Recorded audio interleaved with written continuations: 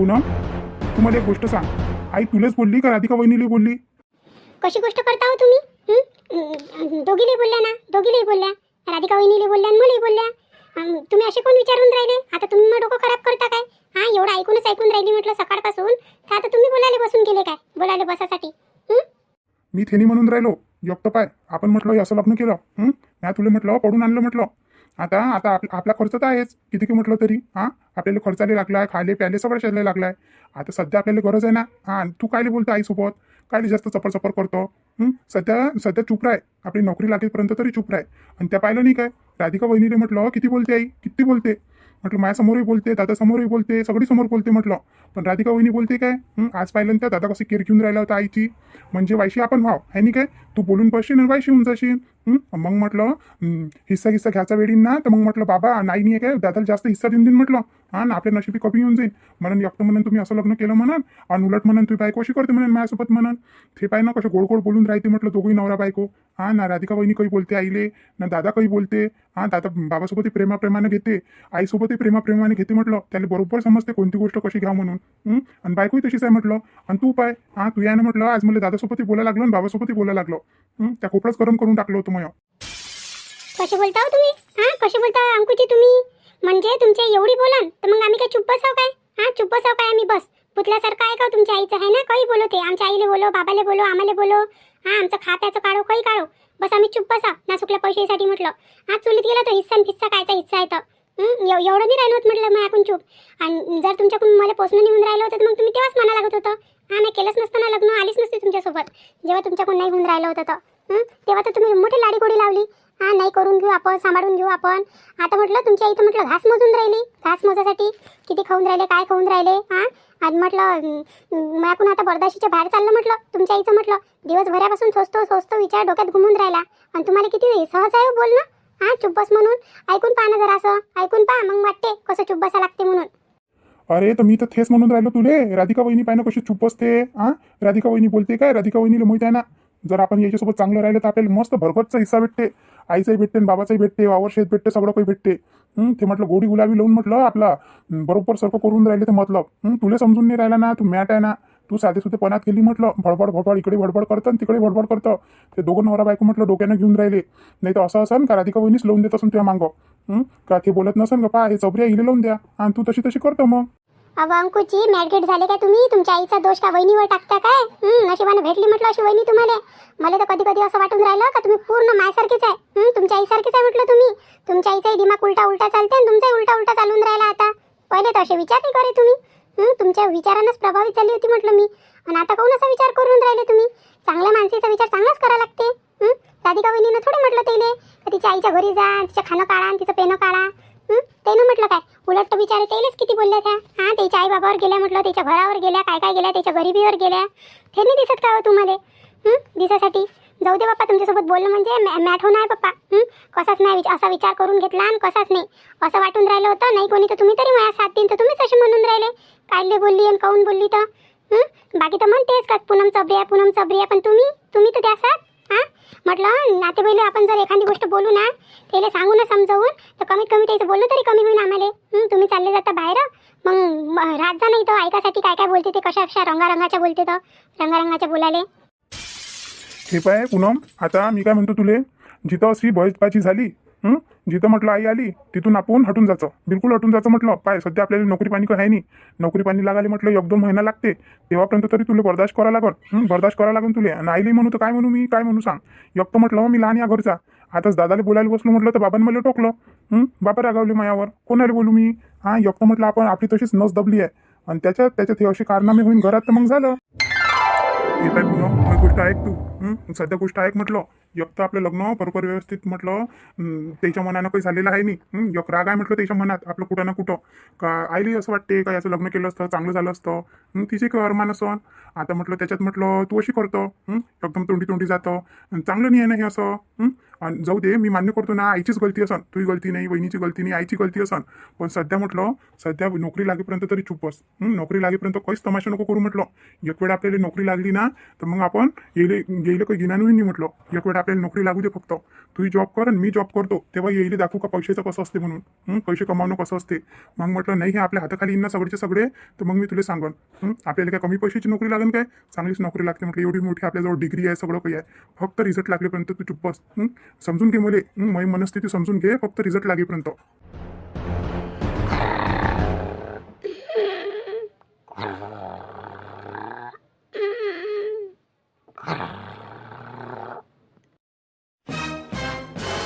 साऱ्या घराले अशांत करून इथे मस्त शांतीची झोप लागते. शांतीची झोप लागाले. कशीच झोप लागते आणि कशीच नाही. तर हिचा व्यवहार केव्हा बदलन केव्हा नाही. मंदा, मंदा, मंदा. काय होय वो, भिली ना मी. काऊन एवढे चिल्लावून राहिले रागा रागात? काय झालं? काय झालं म्हणतो? सारं करून काढून मस्त झोप लागते तुले. आरामानं झोपून राहिली. घरात सारा धिंगाणा चालू आहे आणि तुला झोप मोठी लागून राहिली. काय होय हे? काय काय केला म्हटलं या तमाशा? कायचे तमाशे चालू आहे तुझ्या घरात? तू येऊन सुनायचे कायचे तमाशे होय म्हटलं हे? काय म्हणून राहिले हो तुम्ही? मला तर काही समजून नाही राहिलं. काऊन एवढे गरम होऊन राहिले? गरम होऊन आले का तिकडून बाहेरून? काय झालं? कोण काय म्हटलं? आल्या आल्या तपून राहिले तर. किती वाजले हो माय? किती वाजून गेले काय माहित? किती वाजले काय? संध्याकाळ होऊन राहिली. संध्याकाळ झाली. दलंदरी सारखी म्हटलं संध्याकाळी झोपून राहिली. दिवे गिवे लावायचा टाईमही गेला आणि सगळा गेला. आता झोप घेऊन राहिली तर रात्री काय घेशील मग? मस्त झोपा काढत जाय. पुन्हा घराले हैराण करत जाय. मस्त झोपा काढत जाय, नाही तर बाहेर घुमत जाय. दोनच कामं ऐकीन तुझ्याजवळ. काऊन एवढे गरम होऊन राहिले? काय झालं तुम्हाला? काय झालं? काऊन एवढे गरम होता मायावर? कोण काय म्हटलं काय तुम्हाला मायाविषयी? कोण काही म्हटलं काय? काऊन असे तापल्यासारखे करून राहिले? काय केलं मी? काय केलं? काय केलं मी? काय केलं? अजून मला विचारतो तू काय केलं? काऊन म्हटलं ते मशीन आणली घरात तर कायचे तमाशे होय? काऊन भांडून राहिली सुनईसोबत? सुनईसोबत भांडायले काऊन भांडून राहिली म्हणते तू मशीन पाहिली तेव्हापासून? असं भरले वाटते का नो? आहे ना भरले, म्हणून तर मी आज बाहेर नाही गेली. बाहेर नाही गेली म्हटलं आज, म्हणूनच मी. मला माहीतच होतं ना काही ना काही कारनामे करणच या दोघी. जरासं म्हटलं मशिनीसाठी तर लावली अंगार ते आहे ना घरात, लावली म्हटलं. यायले लावून दिलं ना माया मागा आता. तरी मला वाटलंच होतं एवढे कातावून राहिले तर काही ना काही यायचाच कारनामा असं काही ना काही. पहा बरं किती किती म्हणाव, किती बज्जात म्हणाव ह्या सुनईले. जरासं मशिनीसाठी म्हटलं तर साऱ्या गावात पसरवून टाकली बाप्पा. साऱ्या घरात बातमी पसरवून टाकली. आणि कोणती भांडली मी? याले भांडण म्हणते काय? याले भांडण म्हणते काय? बाप्पा एकाचे दोन आणि दोनाचे चार लावले वाटते. मी म्हटलं नावाची मंद आहे. मी घुमवतो ना येईले.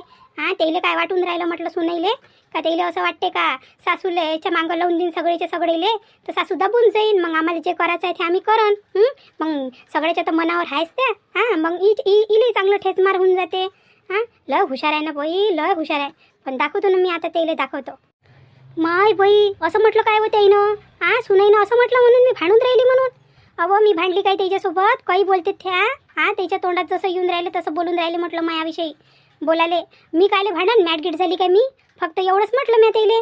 म्हटलं कायले म्हटलं बोलावली म्हटलं मशीन, म्हटलं सध्या पीक पेरणीचा टाईम आहे म्हटलं.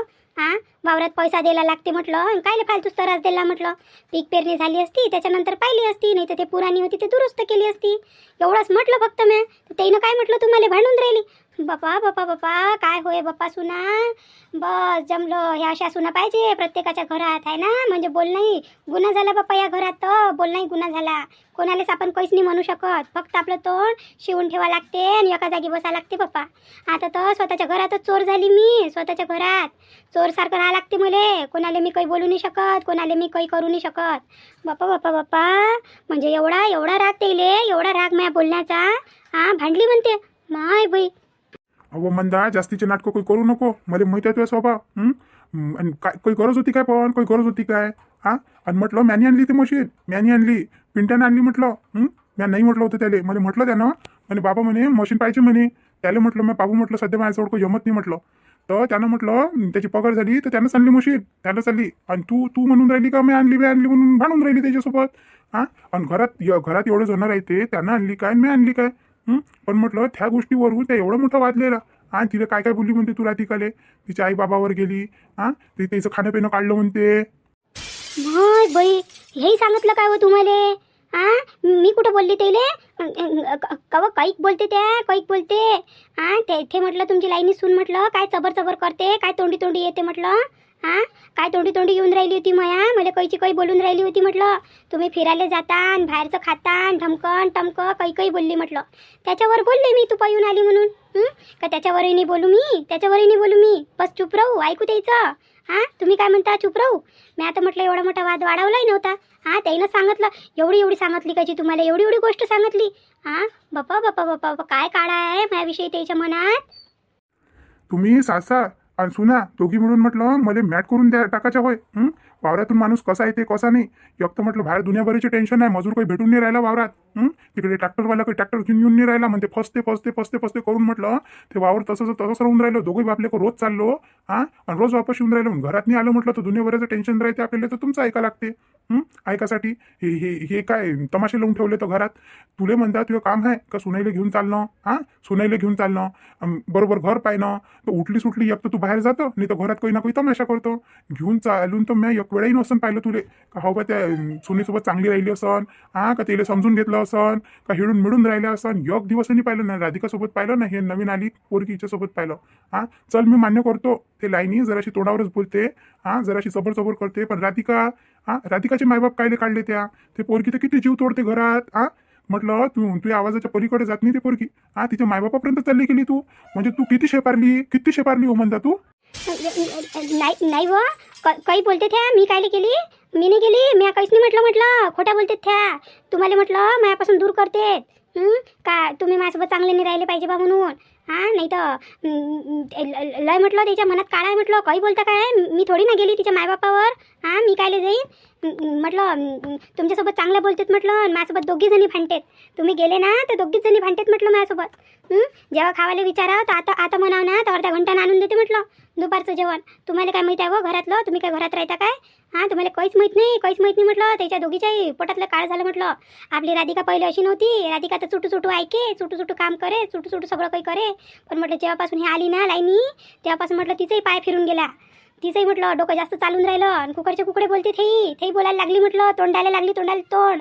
तुम्हाला काय माहिती आहे, तुम्ही फक्त सुनायचंच ऐकता, दुसरी बाजू ऐकत जा ना. दुसरी बाजू नाही ऐकत. तुम्हाला नाही लागत काय बायकोची. सुनच बरोबर आहे. बायको वायशी आहे तुमची, बायको वायशी आहे. माय बहीण ये मॅट करून सोडलं मला. त्याचं खरं मानाव का हिचं खरं मानाव. पण त्या सुना खऱ्या आहे एवढं मला माहिती आहे. म्हटलं त्या सुना 100% 90% तरी खऱ्या आहे. पण तुझ्यावर मला काही भरोसा नाही आहे म्हणता. खरंच मला भरोसा नाही आहे. आणि आज तुला शेवटची वॉर्निंग म्हटलं. शेवटची वॉर्निंग हे, जर याच्या पुढं घरात काही तमाशा झाला काही झालं तर म्हटलं तुझ्या भावाच्या इथं मी पाठवून देईन. ह्या घरात मी राहू देणार नाही. माझ्या घरात मला शांती पाहिजे. घरात आलं का माझ्या घरात मला कल्ला बाजार नाही पाहिजे. आता तुझ्या विचार कर तुला काय करायचं आहे काय नाही. तर तुला तुझ्या स्वभावात बदल करायचा आहे का नाही आहे. मी तुला 2 वेळा मारलं 3 वेळा मारलं पण तू अक्कल काही कामी येऊन राहिली नाही. तू नुसतं बहाना पाहतो भांडणं करायचा बहाना पाहतो. आणि तिनं ते पळून येऊ आता. का ते लग्न करून येऊ का ते कशी येऊ. पण ते आली ना आता, ह्या घरची सून झाली ना, मग आता काही घेणं देणंच नाही ना. सून झाली ना ते, मग आता काय मनात आणतो तू. मनात आणाले त्या काय म्हटलं म्हणजे त्याला अंकुशले काय म्हटलं म्हणजे चांगल्या घरातली पोरगी करून दिली असती अंकुशले. आणि पैसा दिला भेटला असता, सासरची इकडचा जरा सपोर्ट भेटला असता. कायले पाहिजे सपोर्ट. माय बाई बायको तर बायको पोरगई. त्याने सांगितलं काय होई असं तुम्हाला बोलला काय थो. माय बाई पैदा झालेले लेकरच आपले नाही तर काय सुनायचा विचार करू आपण. एवढ्या गोष्टी सांगितल्या त्यानं तुम्हाला. गोष्ट सांगायची नाही आहे. मी हे म्हणून राहिलो का काय पाहिजे आपल्याला सपोर्ट. आपल्या घरी काय नाही काय, आपल्या घरी खाले नाही आहे प्याले नाही आहे. जसं निघते तसं निघून राहिलं ना. शिक्षण झाले, पोरीचे शिक्षण झाले, तिघीचे लग्न झाले. आता थोस होता तर त्याचंही होऊन गेलं. आता तर म्हटलं त्याच्या लग्नाला आले त्याला पैसा लागलाच नाही. लग्न केलं असतं तर पैसा लागलाच नसता काय. त्यानं पसंतीनं केलं तर त्याचा तोही पैसा तसाच आहे ना. आणि फालतूच काय मनावर येते ना लेकरीचे आहे असं म्हटलं म्हणजे. कमावतानी ना धमावतानी. आता त्याचा रिझल्ट येईपर्यंत तर बर्दाश्त कर. एवढ्या दिवस तर बर्दाश्त केला, एवढा तर पैसा लावला शिक्षणाले. फालतूच कुकडे बोलतं. लेकरीच्या मनातून उतरतं आणि मग मनातून उतरतं. उतराले तुले म्हणता दिमाग कवडीचा नाही आहे. मला राग असा येऊन राहिला, म्हणतो करून राहिला 2 झपाझप त्या कानाखाली द्याव. अशा द्याव का डायरेक्ट भैरीच झाली पाहिजे तू. माय बाई बुडा तर जास्तच गरम झाला. पण काय करू तमाशे चांगले नाही वाटत ना घरात. तमाशाने चांगले वाटत. लोकांना मग चालत म्हणून बुडाबुडी लढून राहिली म्हणून. घरात सुना आहे म्हणून, पोरं आहे म्हणून आणि याचे तमाशे चालू आहे म्हणून. आता म्हटलं तू घरात राहू राहू जास्त डोकं चालून राहिलं. आता सुनाईले तर कुठं पाठवू शकत नाही मी. त्याला घरीच काम राहते दुनियाभराचं. आणि तुला तर घरात काही काम आहे ना, धंदा आहे ना, काही आहे ना काही आहे. म्हटलं उद्या सकाळी तयारी करून घे. माझ्यासोबत म्हटलं वावरात चल. तसाही मजूर काही भेटून नाही राहिला. जे काम होईल दोघा तिघाकडून ते करू आणि मग वापस येऊ संध्याकाळी. डबा गिबा बांधून ठेवतो. सकाळी आपल्याला वावरात जायचं आहे. आता तुला वावरातच नेतो. त्याच्याशिवाय की माझ्याजवळ काही पर्याय आहे नाही. तुला इथं सोडलं का तू इथं तमाशे करतं.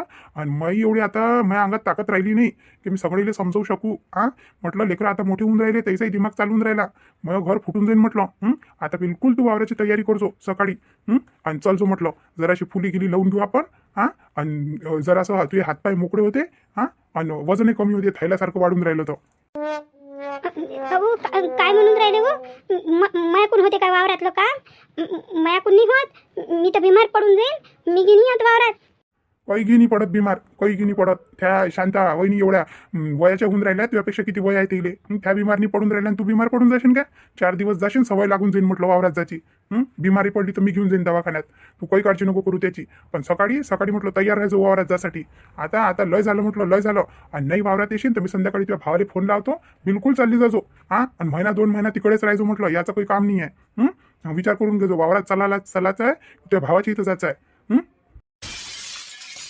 माय बाई, हे बुडगं पहा ना. सुनीच्या ह्याच्यात म्हटलं, सुनीच्या ह्याच्यात म्हटलं माझ्या जीवावर हे करून राहिले. अत्याचार करून राहिले. आतापर्यंत म्हटलं आली होती या घरात, लग्न झालं तेव्हापासून तर आजपर्यंत म्हटलं धुरानी पाहिला म्हटलं वावराचा. आता म्हणते वावरात नेतो म्हणते. वावरात न्याले मला काही नाही समजत त्या वावरातलं. काय येईन मला त्याच्यात. याले माझ्या आईच्या इथं जात जाऊ मी पहिले. इथं तर आली तेव्हापासून तर कधी वावराचा धुरा नाही पाहिला मी. वावरात नेतो पण जातं लागूनच. काय करू? जा लागून ना मला. वावरातच जा लागून. कधी माझ्या भावाच्या इथं झाडलं तर मग इथं वहिनी मोठी शेपरल्या तोंडाची आहे. तिथं टोचणे बोलू बोलू बोलू बोलू बोलू अर्ध मारून टाकन मला. आणि एवढ्या दिवस महिना 2 महिने नाही पप्पा, तिथं काही जात नाही मी. वावरातच जा लागून मला. मोठी फसली मी. हे बुवारी मै लाईनी सुन ना, लय बदमाश आहे, लयच बदमाश आहे. शेवटी म्हटलं तिनं लावलेच ना भांडणं, लावलेच तिनं. तिच्या मनातच होतं ना, मनात होतं तिच्या. पाहिलं का राधिका? पाहिलं का त्या? म्हटलं लहान असून कसा तोंडावर आला तू माया. पाहिलं काय त्याले मोठ्याचा लायनाचा काही नाही आहे ना, त्याले काहीच नाही आहे. जशी बायको म्हणते ना तसाच करते तो, तसाच करते. त्याला विचार नाही आहे म्हटलं लायनाचा मोठ्याचा काहीच विचार नाही आहे. आता म्हटलं एवढ्या मनानं मी मशीन घेऊन आलो होतो. मशीन पाठवली मी. मस्त पेड्याचा डबा आणला. म्हटलं आज सगळेजण किती खुश होऊन जाईल म्हटलं. तुला सरप्राईजही द्यायचं होतं म्हटलं. तर ते राहिला पेड्याचा डब्बा तसाच म्हटलं. एकाने नाही खाल्ला. आणि ते आणली मशीन तेही नाही पाहिली कोणं. आणि लागले भांडाले. आल्या त्या पोरीला तर म्हटलं उडीचा काही दिमाग नाही आहे. लग्न करायचं तर कसं सुचलं? लग्न करायचं बरोबर सुचलं. तेव्हा मोठा दिमाग घेऊन गेला होता. आणि हे नाही सुचलं का कोणती गोष्ट केव्हा बोला. चांगल्यानं जेवण गिवण करू दिलं असतं. चांगल्या सगळीनं पेढे खाल्ले असते खुशी. नंतर करा लागत होतं काय बोलायचं आहे काय नाही. पण पाय बरं आल्या बाबाही आले, मी आलो, आल्या लावून दिलं तिनं. काही दिमागच नाही आहे तिला. एवढी शिकली सवरली आहे म्हणते, पण कुठं काय बोलाव याचं काहीच म्हटलं तिला हे नाही आहे. आणि थोडी बैलासारखं म्हटलं तिच्या मागं जशी ते म्हणते तसं करते. ह्या कारणाचे यानंच म्हटलं तिनं असं काही केलं. ह्या कारणाचे यानं आणि अशाच्यानं आई बोलत असून ते. हे पापीजी, तुम्ही राखू नका बरोबर. तुम्ही एवढ्या मनानं म्हटलं मशीन आणली, पण तुम्ही मला सांगून द्यायला पाहिजे होतं ना. एक वेळा तरी सांगायला पाहिजे होतं का मी मशीन पाठवून राहिलो. हे एवढं सगळं काही झालं ना म्हटलं तर थोडंसं तरी कमी झालं असतं. मी सांगितलं असतं त्याला का तुम्ही आणली म्हणून. त्याला असं वाटलं का मामाजीनं पाठवली आणि मग त्या एकदमच गरमच होऊन गेल्या. आणि मग कुकडच्या कुकडे बोलायला लागल्या त्या. तिला किती बोलल्या म्हटलं. पूनमले तिच्याही आई बाबावर केल्या, लग्नावर केल्या, खाण्यापिण्यावर केल्या. आपल्याला कशा बोलल्या होत्या त्या एक वेळेस. आतेबाईची चुकते नाही इथं. ह्याच बोलाले हे दिन म्हटलं तोंड देईन तर ते काऊन नाही बोलन. विचार करायला पाहिजे ना आपण. जरासं माझं मन आहे का आतेबाईनं आतापर्यंत तर नाही दुरुस्त केला त्याचा स्वभाव, पण कमीत कमी आता तरी थोडंसं स्वभाव त्यानं बदल केला पाहिजे. मी एक ऐकणारी आहे म्हटलं, सगळ्या थोडी ना ऐकून घेणार आहे. कालही म्हटलं मला इतकं बेकार वाटलं त्यानं बोलले तर. किती बेकार वाटलं. सकाळपासून म्हटलं मन नाही लागून राहिलं कायच्यात. आम्ही चाललो होतो बाहेर, पण आम्ही बाहेरही नाही गेलो. स्वयंपाकातही मन नाही लागलं म्हटलं तर खिचडी केली आता. आता मनच नव्हतं ना कायच्यात. नुसते थेचते विचार मग डोक्यात गुंते. मला किती बोलल्या त्या. आता तर माझे बाबा नाही आहे. माझे बाबा राहिले असते ना तर आम्ही सुखाने राहिलो असतो. माझ्या बाबांना काही ना काही तर केलंच असतं. आता माझे बाबा चालले गेले, ते राहिले असते तर आमचं जीवन चांगलं राहिलं असतं.